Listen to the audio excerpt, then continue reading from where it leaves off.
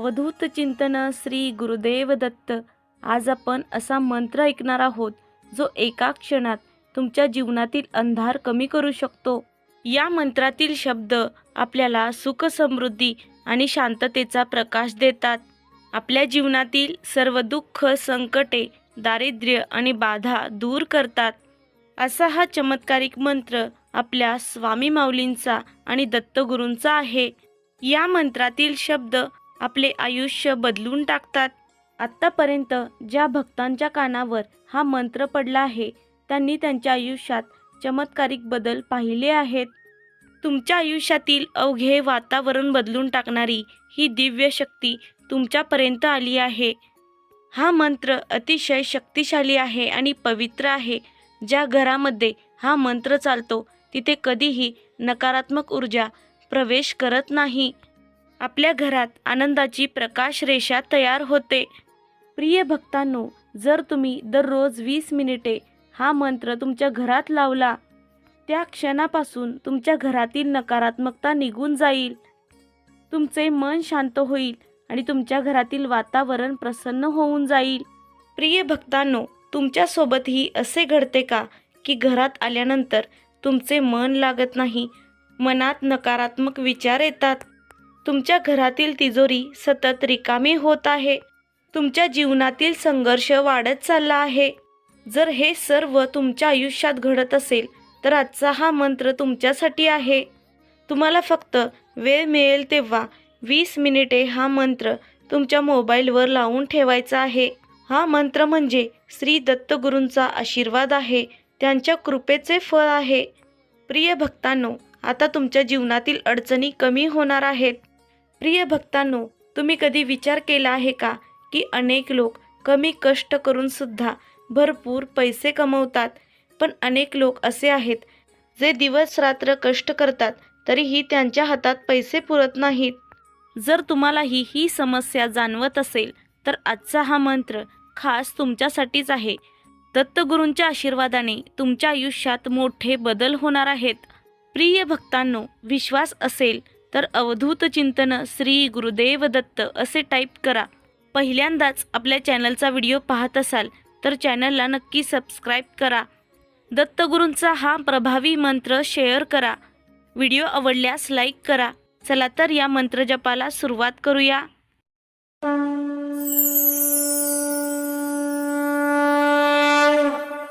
ओम श्री दत्तात्रेयाय सुख समृद्धी प्रदाताय नमोस्तुते.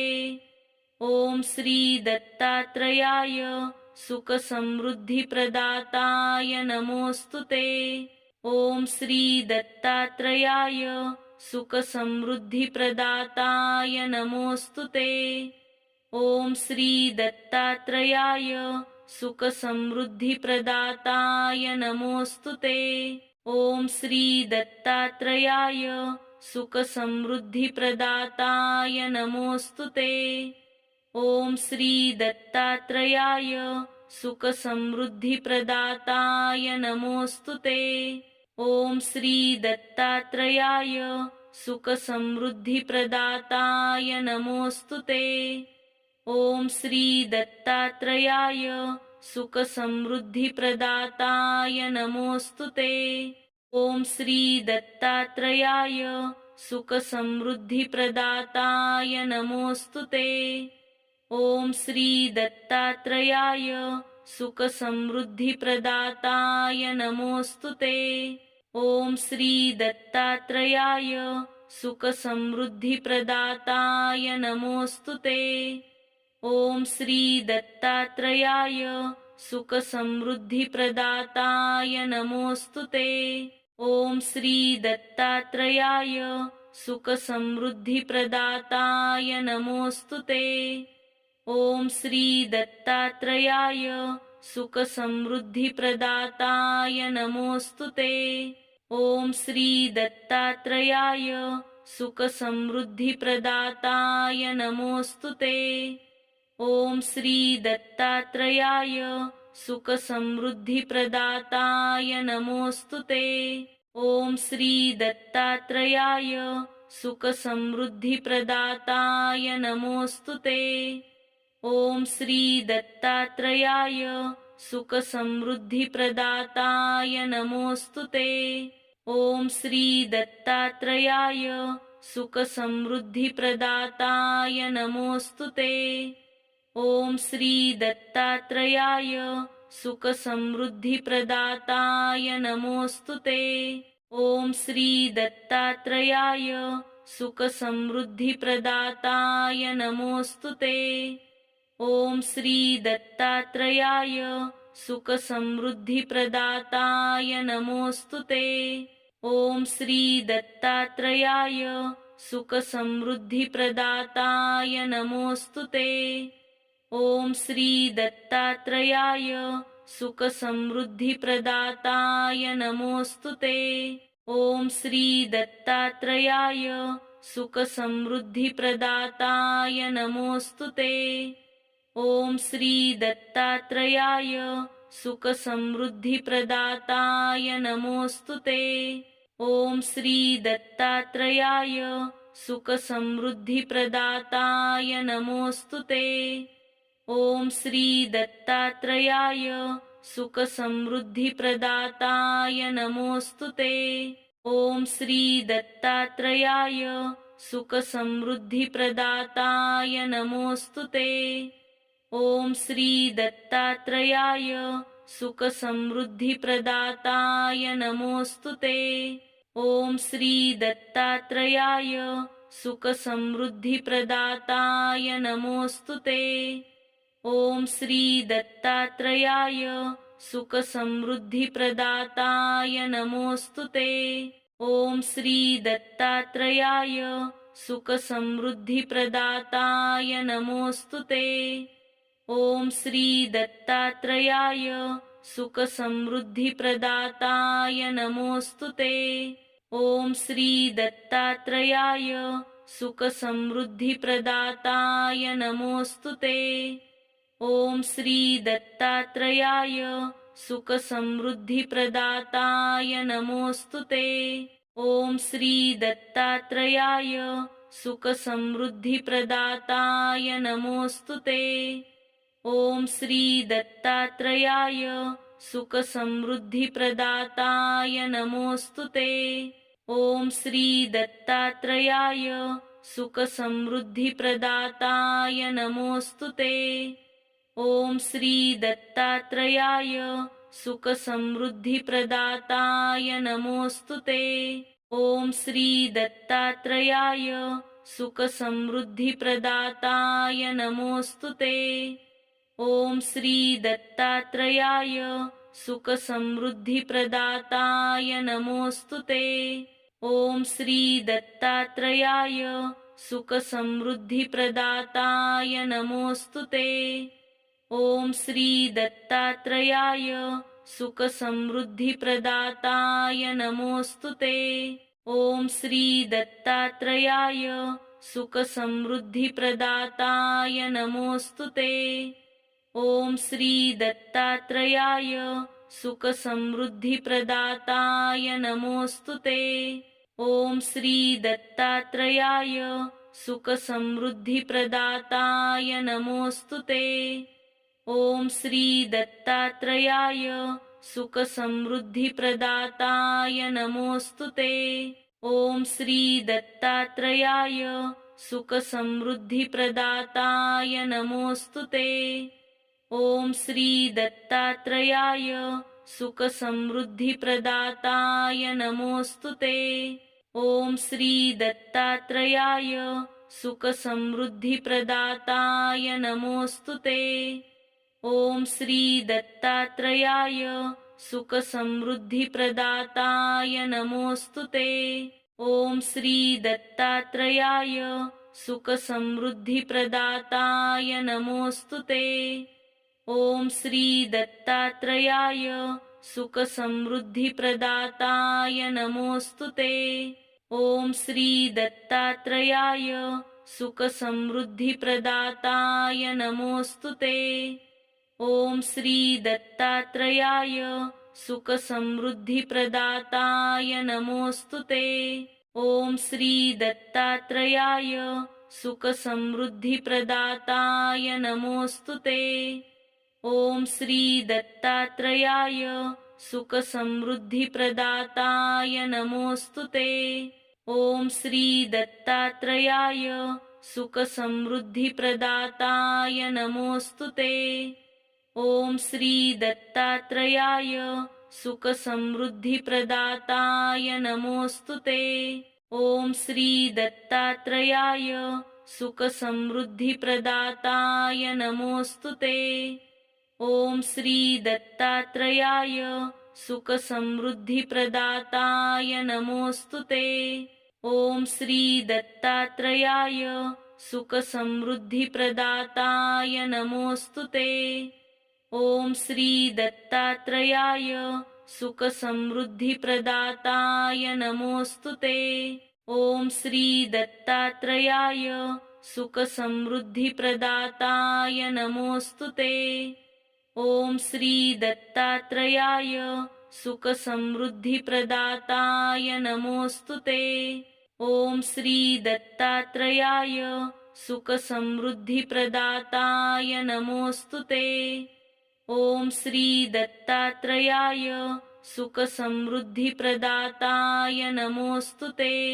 ॐ श्री दत्तात्रेयाय सुखसमृद्धिप्रदाताय नमोऽस्तु ते। ॐ श्री दत्तात्रेयाय सुखसमृद्धिप्रदाताय नमोऽस्तु ते। ॐ श्री दत्तात्रेयाय सुखसमृद्धिप्रदाताय नमोऽस्तु ते। ॐ श्री दत्तात्रेयाय सुखसमृद्धिप्रदाताय नमोऽस्तु ते। ॐ श्री दत्तात्रेयाय सुखसमृद्धिप्रदाताय नमोऽस्तु ते। ॐ श्री दत्तात्रेयाय सुखसमृद्धिप्रदाताय नमोऽस्तु ते। ॐ श्री दत्तात्रेयाय सुखसमृद्धिप्रदाताय नमोऽस्तु ते। ॐ श्री दत्तात्रेयाय सुखसमृद्धिप्रदाताय नमोऽस्तु ते। ॐ श्री दत्तात्रेयाय सुखसमृद्धिप्रदाताय नमोऽस्तु ते। ॐ श्री दत्तात्रेयाय सुखसमृद्धिप्रदाताय नमोऽस्तु ते। ॐ श्री दत्तात्रेयाय सुखसमृद्धिप्रदाताय नमोऽस्तु ते। ॐ श्री दत्तात्रेयाय सुखसमृद्धिप्रदाताय नमोऽस्तु ते।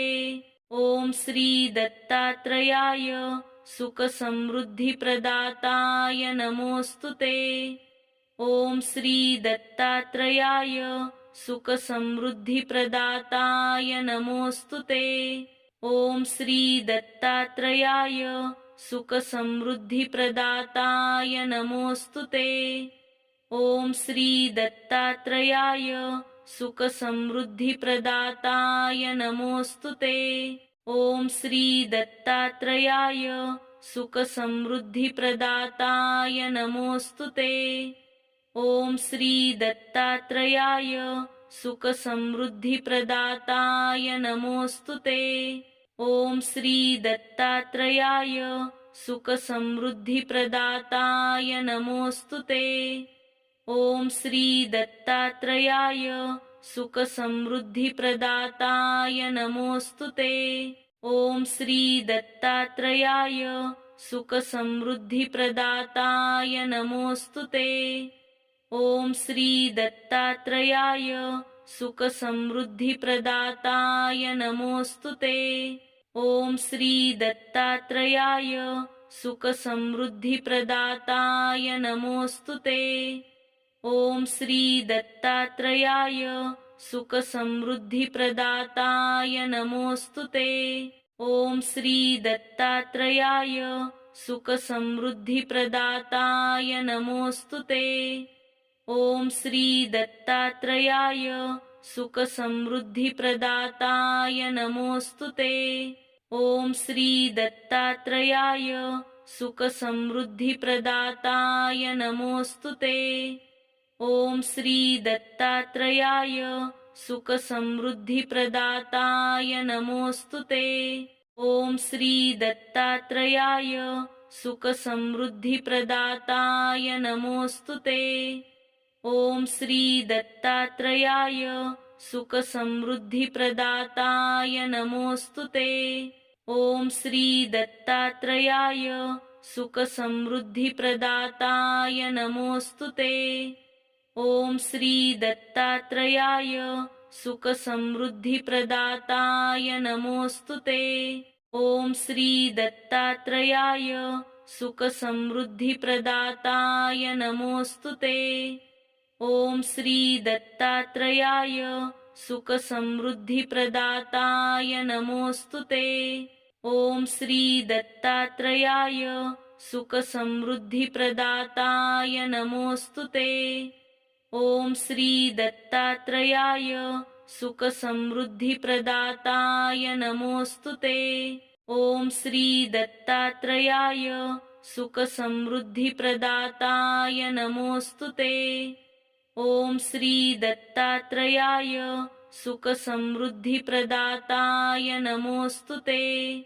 ओम श्री दत्तात्रेयाय सुखसमृद्धिप्रदाताय नमोस्तुते। ओम श्री दत्तात्रेयाय सुखसमृद्धिप्रदाताय नमोस्तुते। ओम श्री दत्तात्रेयाय सुखसमृद्धिप्रदाताय नमोस्तुते। ओम श्री दत्तात्रेयाय सुखसमृद्धिप्रदाताय नमोस्तुते। ओम श्री दत्तात्रेयाय सुखसमृद्धिप्रदाताय नमोस्तुते। ओम श्री दत्तात्रेयाय सुखसमृद्धिप्रदाताय नमोस्तुते। ओम श्री दत्तात्रेयाय सुखसमृद्धिप्रदाताय नमोस्तुते। ओम श्री दत्तात्रेयाय सुखसमृद्धिप्रदाताय नमोस्तुते। ओम श्री दत्तात्रेयाय सुखसमृद्धिप्रदाताय नमोस्तुते। ओम श्री दत्तात्रेयाय सुखसमृद्धिप्रदाताय नमोस्तुते। ओम श्री दत्तात्रेयाय सुखसमृद्धिप्रदाताय नमोस्तुते। ओम श्री दत्तात्रेयाय सुखसमृद्धिप्रदाताय नमोस्तुते। ओम श्री दत्तात्रेयाय सुखसमृद्धिप्रदाताय नमोस्तुते। ओम श्री दत्तात्रेयाय सुखसमृद्धिप्रदाताय नमोस्तुते। ओम श्री दत्तात्रेयाय सुखसमृद्धिप्रदाताय नमोस्तुते। ओम श्री दत्तात्रेयाय सुखसमृद्धिप्रदाताय नमोस्तुते। ओम श्री दत्तात्रेयाय सुखसमृद्धिप्रदाताय नमोस्तुते। ओम श्री दत्तात्रेयाय सुखसमृद्धिप्रदाताय नमोस्तुते। ओम श्री दत्तात्रेयाय सुखसमृद्धिप्रदाताय नमोस्तुते। ओम श्री दत्तात्रेयाय सुखसमृद्धिप्रदाताय नमोस्तुते। ओम श्री दत्तात्रेयाय सुखसमृद्धिप्रदाताय नमोस्तुते। ओम श्री दत्तात्रेयाय सुखसमृद्धिप्रदाताय नमोस्तुते। ओम श्री दत्तात्रेयाय सुखसमृद्धिप्रदाताय नमोस्तुते। ओम श्री दत्तात्रेयाय सुखसमृद्धिप्रदाताय नमोस्तुते। ओम श्री दत्तात्रेयाय सुखसमृद्धिप्रदाताय नमोस्तुते। ओम श्री दत्तात्रेयाय सुखसमृद्धिप्रदाताय नमोस्तुते। ओम श्री दत्तात्रेयाय सुखसमृद्धिप्रदाताय नमोस्तुते। ओम श्री दत्तात्रेयाय सुखसमृद्धिप्रदाताय नमोस्तुते। ओम श्री दत्तात्रेयाय सुखसमृद्धिप्रदाताय नमोस्तुते। ओम श्री दत्तात्रेयाय सुखसमृद्धिप्रदाताय नमोऽस्तु ते। ॐ श्री दत्तात्रेयाय सुखसमृद्धिप्रदाताय नमोऽस्तु ते। ॐ श्री दत्तात्रेयाय सुखसमृद्धिप्रदाताय नमोऽस्तु ते। ॐ श्री दत्तात्रेयाय सुखसमृद्धिप्रदाताय नमोऽस्तु ते। ॐ श्री दत्तात्रेयाय सुखसमृद्धिप्रदाताय नमोऽस्तु ते। ॐ श्री दत्तात्रेयाय सुखसमृद्धिप्रदाताय नमोऽस्तु ते। ॐ श्री दत्तात्रेयाय सुखसमृद्धिप्रदाताय नमोऽस्तु ते। ॐ श्री दत्तात्रेयाय सुखसमृद्धिप्रदाताय नमोऽस्तु ते। ॐ श्री दत्तात्रेयाय सुखसमृद्धिप्रदाताय नमोऽस्तु ते। ॐ श्री दत्तात्रेयाय सुखसमृद्धिप्रदाताय नमोऽस्तु ते। ॐ श्री दत्तात्रेयाय सुखसमृद्धिप्रदाताय नमोऽस्तु ते। ॐ श्री दत्तात्रेयाय सुखसमृद्धिप्रदाताय नमोऽस्तु ते। ॐ श्री दत्तात्रेयाय सुखसमृद्धिप्रदाताय नमोऽस्तु ते। ॐ श्री दत्तात्रेयाय सुखसमृद्धिप्रदाताय नमोऽस्तु ते। ॐ श्री दत्तात्रेयाय सुखसमृद्धिप्रदाताय नमोऽस्तु ते। ॐ श्री दत्तात्रेयाय सुखसमृद्धिप्रदाताय नमोऽस्तु ते। ॐ श्री दत्तात्रेयाय सुखसमृद्धिप्रदाताय नमोऽस्तु ते। ॐ श्री दत्तात्रेयाय सुखसमृद्धिप्रदाताय नमोऽस्तु ते। ॐ श्री दत्तात्रेयाय सुखसमृद्धिप्रदाताय नमोऽस्तु ते। ॐ श्री दत्तात्रेयाय सुखसमृद्धिप्रदाताय नमोऽस्तु ते। ॐ श्री दत्तात्रेयाय सुखसमृद्धिप्रदाताय नमोऽस्तु ते। ॐ श्री दत्तात्रेयाय सुखसमृद्धिप्रदाताय नमोऽस्तु ते। ॐ श्री दत्तात्रेयाय सुखसमृद्धिप्रदाताय नमोऽस्तु ते। ॐ श्री दत्तात्रेयाय सुखसमृद्धिप्रदाताय नमोऽस्तु ते। ॐ श्री दत्तात्रेयाय सुखसमृद्धिप्रदाताय नमोऽस्तु ते। ॐ श्री दत्तात्रेयाय सुखसमृद्धिप्रदाताय नमोऽस्तु ते। ॐ श्री दत्तात्रेयाय सुखसमृद्धिप्रदाताय नमोऽस्तु ते। ॐ श्री दत्तात्रेयाय सुखसमृद्धिप्रदाताय नमोऽस्तु ते। ॐ श्री दत्तात्रेयाय सुखसमृद्धिप्रदाताय नमोऽस्तु ते। ॐ श्री दत्तात्रेयाय सुखसमृद्धिप्रदाताय नमोऽस्तु ते।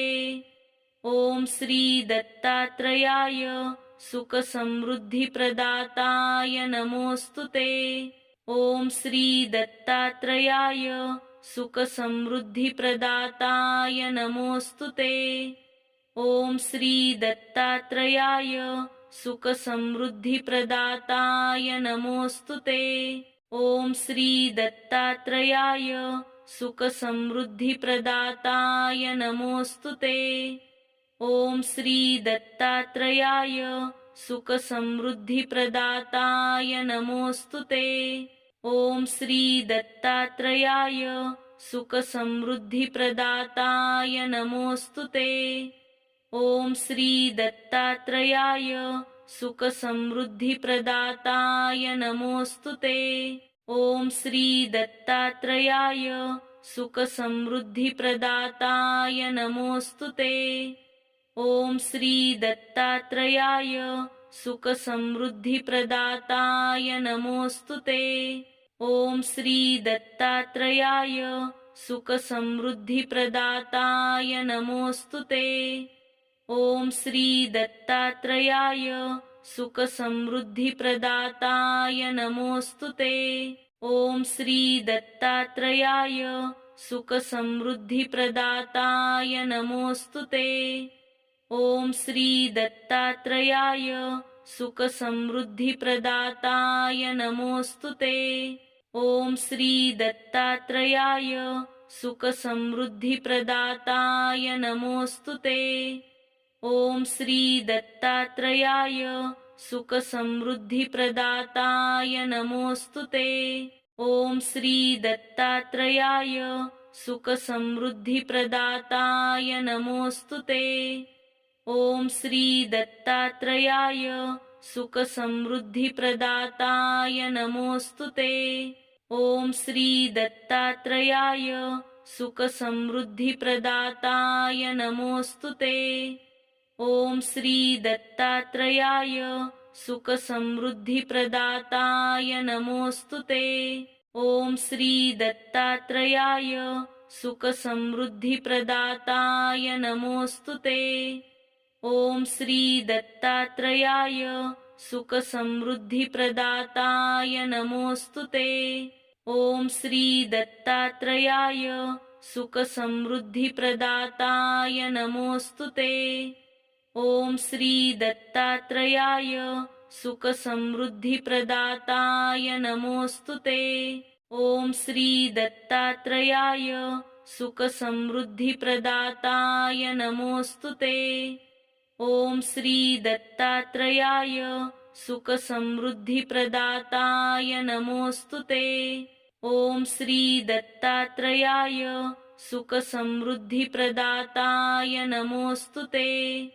ओम श्री दत्तात्रेयाय सुखसमृद्धिप्रदाताय नमोस्तुते। ओम श्री दत्तात्रेयाय सुखसमृद्धिप्रदाताय नमोस्तुते। ओम श्री दत्तात्रेयाय सुखसमृद्धिप्रदाताय नमोस्तुते। ओम श्री दत्तात्रेयाय सुखसमृद्धिप्रदाताय नमोस्तुते। ओम श्री दत्तात्रेयाय सुखसमृद्धिप्रदाताय नमोस्तुते। ओम श्री दत्तात्रेयाय सुखसमृद्धिप्रदाताय नमोस्तुते।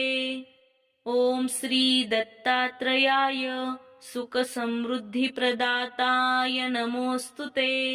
ओम श्री दत्तात्रेयाय सुखसमृद्धिप्रदाताय नमोस्तुते। ओम श्री दत्तात्रेयाय सुखसमृद्धिप्रदाताय नमोस्तुते। ओम श्री दत्तात्रेयाय सुखसमृद्धिप्रदाताय नमोस्तुते। ओम श्री दत्तात्रेयाय सुखसमृद्धिप्रदाताय नमोस्तुते। ओम श्री दत्तात्रेयाय सुखसमृद्धिप्रदाताय नमोस्तुते।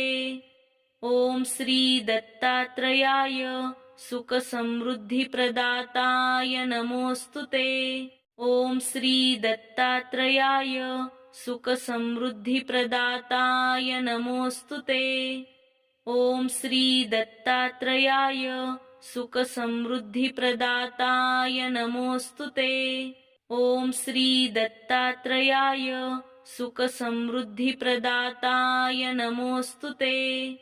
ओम श्री दत्तात्रेयाय सुखसमृद्धिप्रदाताय नमोस्तुते।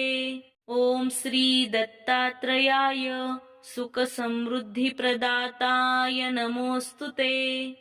ओम श्री दत्तात्रेयाय सुखसमृद्धिप्रदाताय नमोस्तुते।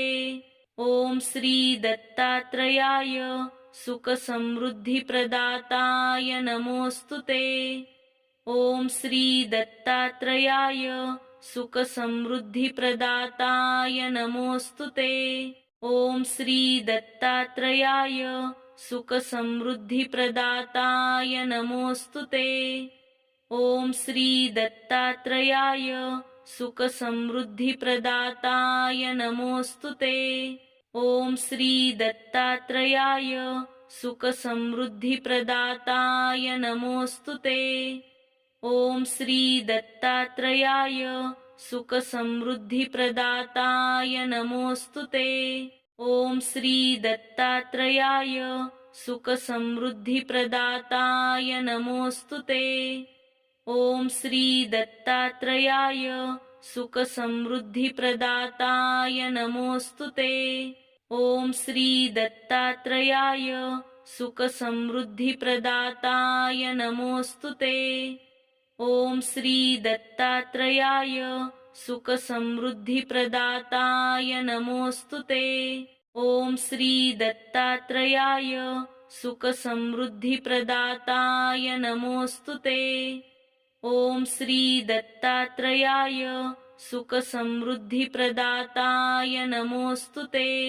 ॐ श्री दत्तात्रेयाय सुखसमृद्धिप्रदाताय नमोऽस्तु ते।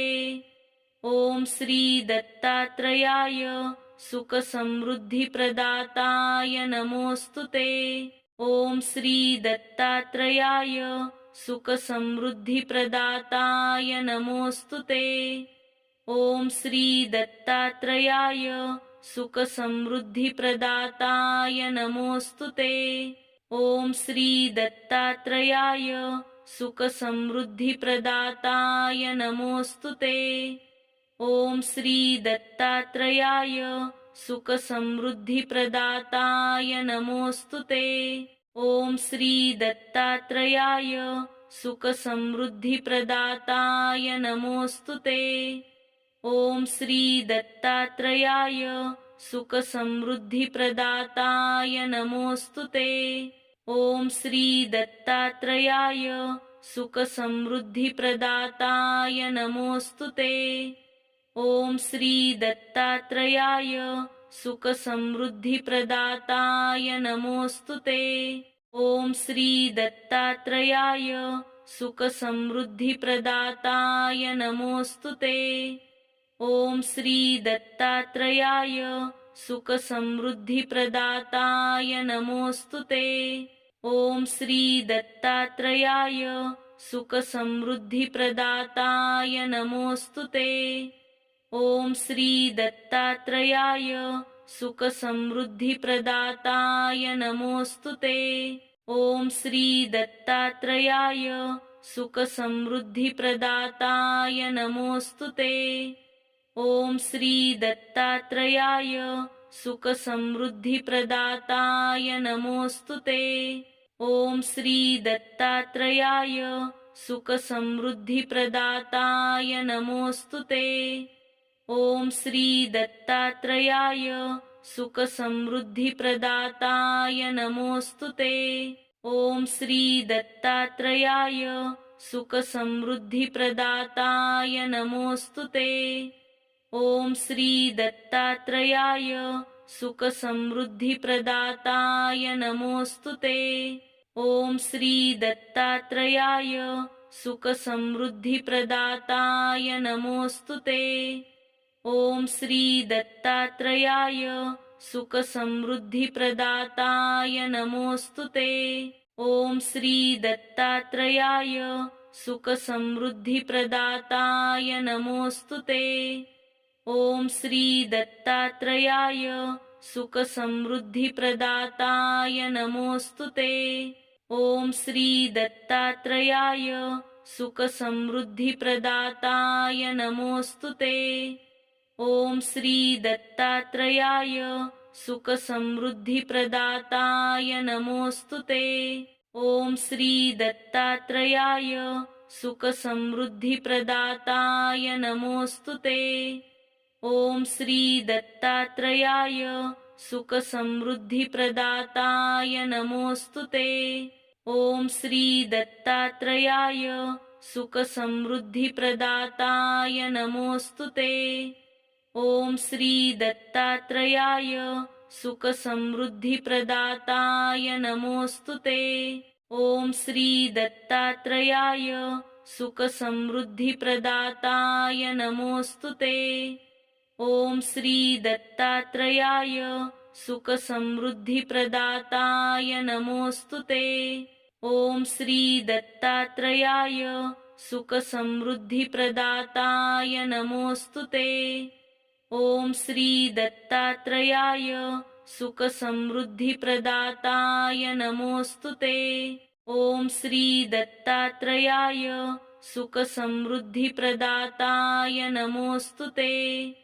ओम श्री दत्तात्रेयाय सुखसमृद्धिप्रदाताय नमोस्तुते। ओम श्री दत्तात्रेयाय सुखसमृद्धिप्रदाताय नमोस्तुते। ओम श्री दत्तात्रेयाय सुखसमृद्धिप्रदाताय नमोस्तुते। ओम श्री दत्तात्रेयाय सुखसमृद्धिप्रदाताय नमोस्तुते। ओम श्री दत्तात्रेयाय सुखसमृद्धिप्रदाताय नमोस्तुते। ओम श्री दत्तात्रेयाय सुखसमृद्धिप्रदाताय नमोस्तुते।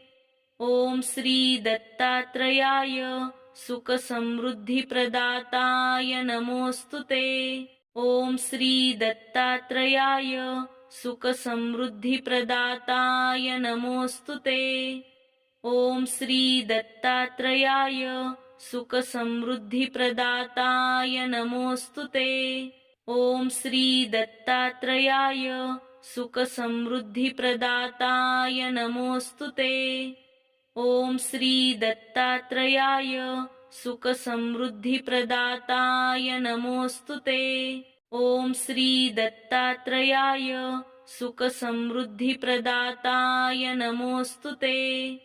ओम श्री दत्तात्रेयाय सुखसमृद्धिप्रदाताय नमोस्तुते। ओम श्री दत्तात्रेयाय सुखसमृद्धिप्रदाताय नमोस्तुते। ओम श्री दत्तात्रेयाय सुखसमृद्धिप्रदाताय नमोस्तुते।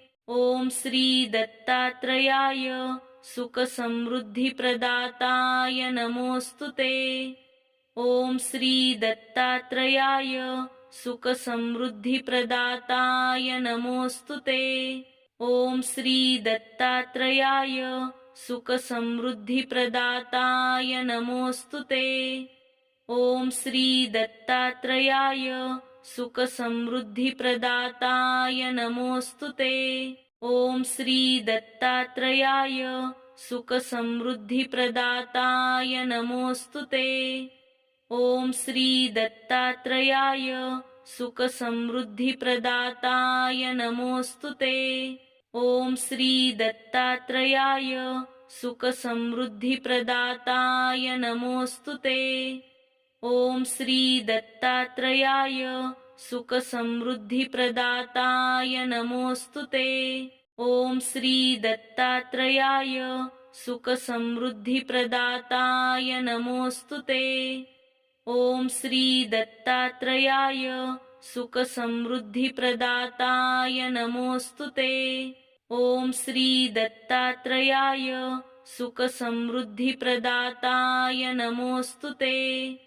ओम श्री दत्तात्रेयाय सुखसमृद्धिप्रदाताय नमोस्तुते। ओम श्री दत्तात्रेयाय सुखसमृद्धिप्रदाताय नमोस्तुते। ओम श्री दत्तात्रेयाय सुखसमृद्धिप्रदाताय नमोस्तुते। ओम श्री दत्तात्रेयाय सुखसमृद्धिप्रदाताय नमोस्तुते। ओम श्री दत्तात्रेयाय सुखसमृद्धिप्रदाताय नमोस्तुते। ओम श्री दत्तात्रेयाय सुखसमृद्धिप्रदाताय नमोस्तुते। ओम श्री दत्तात्रेयाय सुखसमृद्धिप्रदाताय नमोस्तुते। ओम श्री दत्तात्रेयाय सुखसमृद्धिप्रदाताय नमोस्तुते।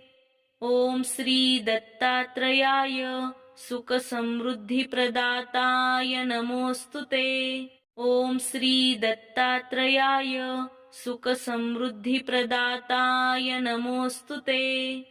ओम श्री दत्तात्रेयाय सुखसमृद्धिप्रदाताय नमोऽस्तु ते।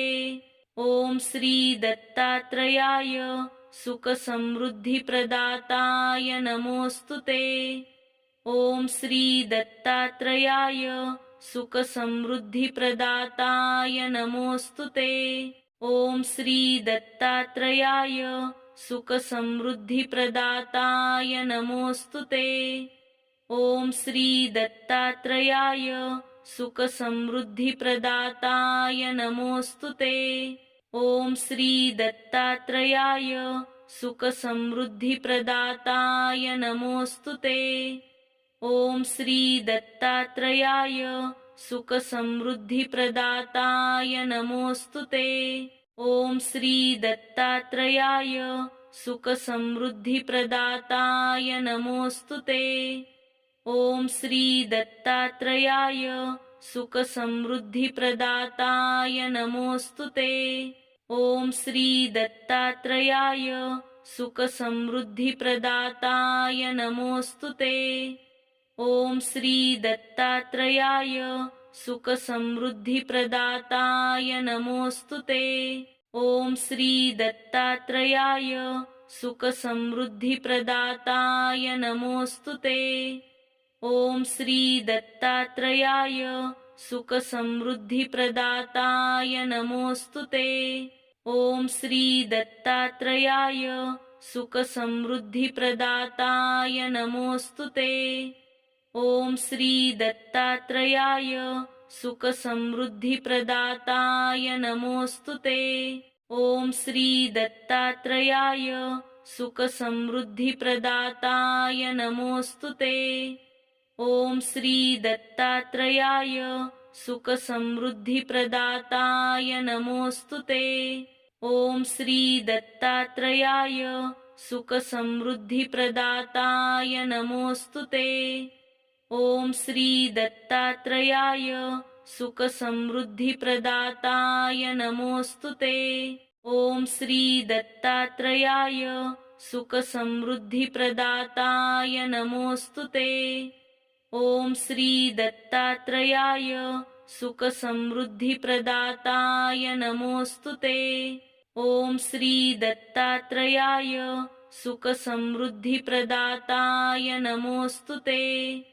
ॐ श्री दत्तात्रेयाय सुखसमृद्धिप्रदाताय नमोऽस्तु ते। ॐ श्री दत्तात्रेयाय सुखसमृद्धिप्रदाताय नमोऽस्तु ते। ॐ श्री दत्तात्रेयाय सुखसमृद्धिप्रदाताय नमोऽस्तु ते। ॐ श्री दत्तात्रेयाय सुखसमृद्धिप्रदाताय नमोऽस्तु ते। ॐ श्री दत्तात्रेयाय सुखसमृद्धिप्रदाताय नमोऽस्तु ते। ॐ श्री दत्तात्रेयाय सुखसमृद्धिप्रदाताय नमोऽस्तु ते। ॐ श्री दत्तात्रेयाय सुखसमृद्धिप्रदाताय नमोऽस्तु ते। ॐ श्री दत्तात्रेयाय सुखसमृद्धिप्रदाताय नमोऽस्तु ते। ॐ श्री दत्तात्रेयाय सुखसमृद्धिप्रदाताय नमोऽस्तु ते।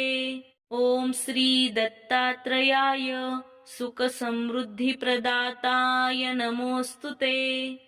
ॐ श्री दत्तात्रेयाय सुखसमृद्धिप्रदाताय नमोऽस्तु ते। ॐ श्री दत्तात्रेयाय सुखसमृद्धिप्रदाताय नमोऽस्तु ते। ॐ श्री दत्तात्रेयाय सुखसमृद्धिप्रदाताय नमोऽस्तु ते। ॐ श्री दत्तात्रेयाय सुखसमृद्धिप्रदाताय नमोऽस्तु ते। ॐ श्री दत्तात्रेयाय सुखसमृद्धिप्रदाताय नमोऽस्तु ते। ॐ श्री दत्तात्रेयाय सुखसमृद्धिप्रदाताय नमोऽस्तु ते। ॐ श्री दत्तात्रेयाय सुखसमृद्धिप्रदाताय नमोऽस्तु ते। ॐ श्री दत्तात्रेयाय सुखसमृद्धिप्रदाताय नमोऽस्तु ते।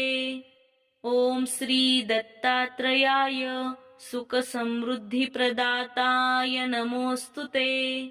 ओम श्री दत्तात्रेयाय सुखसमृद्धिप्रदाताय नमोस्तुते। ओम श्री दत्तात्रेयाय सुखसमृद्धिप्रदाताय नमोस्तुते। ओम श्री दत्तात्रेयाय सुखसमृद्धिप्रदाताय नमोस्तुते। ओम श्री दत्तात्रेयाय सुखसमृद्धिप्रदाताय नमोस्तुते। ओम श्री दत्तात्रेयाय सुखसमृद्धिप्रदाताय नमोस्तुते। ओम श्री दत्तात्रेयाय सुखसमृद्धिप्रदाताय नमोस्तुते। ओम श्री दत्तात्रेयाय सुखसमृद्धिप्रदाताय नमोस्तुते। ओम श्री दत्तात्रेयाय सुखसमृद्धिप्रदाताय नमोस्तुते। ओम श्री दत्तात्रेयाय सुखसमृद्धिप्रदाताय नमोस्तुते।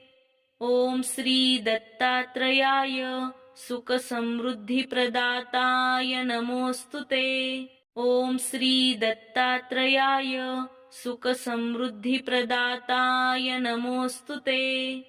ओम श्री दत्तात्रेयाय सुखसमृद्धिप्रदाताय नमोस्तुते। ओम श्री दत्तात्रेयाय सुखसमृद्धिप्रदाताय नमोस्तुते। ओम श्री दत्तात्रेयाय सुखसमृद्धिप्रदाताय नमोस्तुते। ओम श्री दत्तात्रेयाय सुखसमृद्धिप्रदाताय नमोस्तुते। ओम श्री दत्तात्रेयाय सुखसमृद्धिप्रदाताय नमोस्तुते। ओम श्री दत्तात्रेयाय सुखसमृद्धिप्रदाताय नमोस्तुते। ओम श्री दत्तात्रेयाय सुखसमृद्धिप्रदाताय नमोस्तुते। ओम श्री दत्तात्रेयाय सुखसमृद्धिप्रदाताय नमोस्तुते। ओम श्री दत्तात्रेयाय सुखसमृद्धिप्रदाताय नमोस्तुते। ओम श्री दत्तात्रेयाय सुखसमृद्धिप्रदाताय नमोस्तुते। ओम श्री दत्तात्रेयाय सुखसमृद्धिप्रदाताय नमोस्तुते। ओम श्री दत्तात्रेयाय सुखसमृद्धिप्रदाताय नमोस्तुते। ओम श्री दत्तात्रेयाय सुखसमृद्धिप्रदाताय नमोस्तुते। ओम श्री दत्तात्रेयाय सुखसमृद्धिप्रदाताय नमोस्तुते। ओम श्री दत्तात्रेयाय सुखसमृद्धिप्रदाताय नमोस्तुते। ओम श्री दत्तात्रेयाय सुखसमृद्धिप्रदाताय नमोस्तुते। ओम श्री दत्तात्रेयाय सुखसमृद्धिप्रदाताय नमोस्तुते। ओम श्री दत्तात्रेयाय सुखसमृद्धिप्रदाताय नमोस्तुते। ओम श्री दत्तात्रेयाय सुखसमृद्धिप्रदाताय नमोस्तुते। ओम श्री दत्तात्रेयाय सुखसमृद्धिप्रदाताय नमोस्तुते। ओम श्री दत्तात्रेयाय सुखसमृद्धिप्रदाताय नमोस्तुते। ओम श्री दत्तात्रेयाय सुखसमृद्धिप्रदाताय नमोस्तुते। ओम श्री दत्तात्रेयाय सुखसमृद्धिप्रदाताय नमोस्तुते। ओम श्री दत्तात्रेयाय सुखसमृद्धिप्रदाताय नमोस्तुते। ओम श्री दत्तात्रेयाय सुखसमृद्धिप्रदाताय नमोस्तुते। ओम श्री दत्तात्रेयाय सुखसमृद्धिप्रदाताय नमोस्तुते। ओम श्री दत्तात्रेयाय सुखसमृद्धिप्रदाताय नमोस्तुते। ओम श्री दत्तात्रेयाय सुखसमृद्धिप्रदाताय नमोऽस्तु ते। ॐ श्री दत्तात्रेयाय सुखसमृद्धिप्रदाताय नमोऽस्तु ते। ॐ श्री दत्तात्रेयाय सुखसमृद्धिप्रदाताय नमोऽस्तु ते। ॐ श्री दत्तात्रेयाय सुखसमृद्धिप्रदाताय नमोऽस्तु ते। ॐ श्री दत्तात्रेयाय सुखसमृद्धिप्रदाताय नमोऽस्तु ते। ॐ श्री दत्तात्रेयाय सुखसमृद्धिप्रदाताय नमोऽस्तु ते। ॐ श्री दत्तात्रेयाय सुखसमृद्धिप्रदाताय नमोऽस्तु ते। ॐ श्री दत्तात्रेयाय सुखसमृद्धिप्रदाताय नमोऽस्तु ते।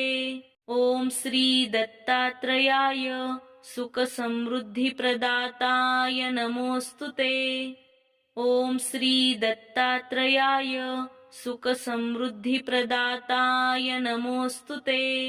ॐ श्री दत्तात्रेयाय सुखसमृद्धिप्रदाताय नमोऽस्तु ते। ॐ श्री दत्तात्रेयाय सुखसमृद्धिप्रदाताय नमोऽस्तु ते। ॐ श्री दत्तात्रेयाय सुखसमृद्धिप्रदाताय नमोऽस्तु ते। ॐ श्री दत्तात्रेयाय सुखसमृद्धिप्रदाताय नमोऽस्तु ते। ॐ श्री दत्तात्रेयाय सुखसमृद्धिप्रदाताय नमोऽस्तु ते। ॐ श्री दत्तात्रेयाय सुखसमृद्धिप्रदाताय नमोऽस्तु ते। ॐ श्री दत्तात्रेयाय सुखसमृद्धिप्रदाताय नमोऽस्तु ते। ॐ श्री दत्तात्रेयाय सुखसमृद्धिप्रदाताय नमोऽस्तु ते। ॐ श्री दत्तात्रेयाय सुखसमृद्धिप्रदाताय नमोऽस्तु ते। ॐ श्री दत्तात्रेयाय सुखसमृद्धिप्रदाताय नमोऽस्तु ते। ॐ श्री दत्तात्रेयाय सुखसमृद्धिप्रदाताय नमोऽस्तु ते। ॐ श्री दत्तात्रेयाय सुखसमृद्धिप्रदाताय नमोऽस्तु ते। ॐ श्री दत्तात्रेयाय सुखसमृद्धिप्रदाताय नमोऽस्तु ते। ॐ श्री दत्तात्रेयाय सुखसमृद्धिप्रदाताय नमोऽस्तु ते। ॐ श्री दत्तात्रेयाय सुखसमृद्धिप्रदाताय नमोऽस्तु ते। ॐ श्री दत्तात्रेयाय सुखसमृद्धिप्रदाताय नमोऽस्तु ते। ॐ श्री दत्तात्रेयाय सुखसमृद्धिप्रदाताय नमोऽस्तु ते। ॐ श्री दत्तात्रेयाय सुखसमृद्धिप्रदाताय नमोऽस्तु ते। ॐ श्री दत्तात्रेयाय सुखसमृद्धिप्रदाताय नमोऽस्तु ते। ॐ श्री दत्तात्रेयाय सुखसमृद्धिप्रदाताय नमोऽस्तु ते। ॐ श्री दत्तात्रेयाय सुखसमृद्धिप्रदाताय नमोऽस्तु ते। ॐ श्री दत्तात्रेयाय सुखसमृद्धिप्रदाताय नमोऽस्तु ते। ॐ श्री दत्तात्रेयाय सुखसमृद्धिप्रदाताय नमोऽस्तु ते। ॐ श्री दत्तात्रेयाय सुखसमृद्धिप्रदाताय नमोऽस्तु ते। ॐ श्री दत्तात्रेयाय सुखसमृद्धिप्रदाताय नमोऽस्तु ते। ॐ श्री दत्तात्रेयाय सुखसमृद्धिप्रदाताय नमोऽस्तु ते। ॐ श्री दत्तात्रेयाय सुखसमृद्धिप्रदाताय नमोऽस्तु ते। ॐ श्री दत्तात्रेयाय सुखसमृद्धिप्रदाताय नमोऽस्तु ते। ॐ श्री दत्तात्रेयाय सुखसमृद्धिप्रदाताय नमोऽस्तु ते। ॐ श्री दत्तात्रेयाय सुखसमृद्धिप्रदाताय नमोऽस्तु ते। ॐ श्री दत्तात्रेयाय सुखसमृद्धिप्रदाताय नमोऽस्तु ते। ॐ श्री दत्तात्रेयाय सुखसमृद्धिप्रदाताय नमोऽस्तु ते। ॐ श्री दत्तात्रेयाय सुखसमृद्धिप्रदाताय नमोऽस्तु ते। ॐ श्री दत्तात्रेयाय सुखसमृद्धिप्रदाताय नमोऽस्तु ते। ॐ श्री दत्तात्रेयाय सुखसमृद्धिप्रदाताय नमोऽस्तु ते। ॐ श्री दत्तात्रेयाय सुखसमृद्धिप्रदाताय नमोऽस्तु ते। ॐ श्री दत्तात्रेयाय सुखसमृद्धिप्रदाताय नमोऽस्तु ते। ॐ श्री दत्तात्रेयाय सुखसमृद्धिप्रदाताय नमोऽस्तु ते। ॐ श्री दत्तात्रेयाय सुखसमृद्धिप्रदाताय नमोऽस्तु ते। ॐ श्री दत्तात्रेयाय सुखसमृद्धिप्रदाताय नमोऽस्तु ते। ॐ श्री दत्तात्रेयाय सुखसमृद्धिप्रदाताय नमोऽस्तु ते। ॐ श्री दत्तात्रेयाय सुखसमृद्धिप्रदाताय नमोऽस्तु ते। ॐ श्री दत्तात्रेयाय सुखसमृद्धिप्रदाताय नमोऽस्तु ते। ॐ श्री दत्तात्रेयाय सुखसमृद्धिप्रदाताय नमोऽस्तु ते। ॐ श्री दत्तात्रेयाय सुखसमृद्धिप्रदाताय नमोऽस्तु ते। ॐ श्री दत्तात्रेयाय सुखसमृद्धिप्रदाताय नमोऽस्तु ते। ॐ श्री दत्तात्रेयाय सुखसमृद्धिप्रदाताय नमोऽस्तु ते। ॐ श्री दत्तात्रेयाय सुखसमृद्धिप्रदाताय नमोऽस्तु ते। ॐ श्री दत्तात्रेयाय सुखसमृद्धिप्रदाताय नमोऽस्तु ते। ॐ श्री दत्तात्रेयाय सुखसमृद्धिप्रदाताय नमोऽस्तु ते।